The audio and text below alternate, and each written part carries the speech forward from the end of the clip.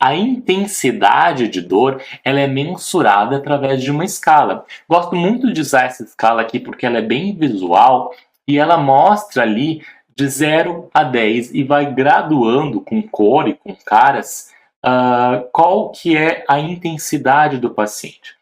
E geralmente isso é muito difícil de mensurar, né? O paciente descrever quanto que dói essa dor, como que dói, né?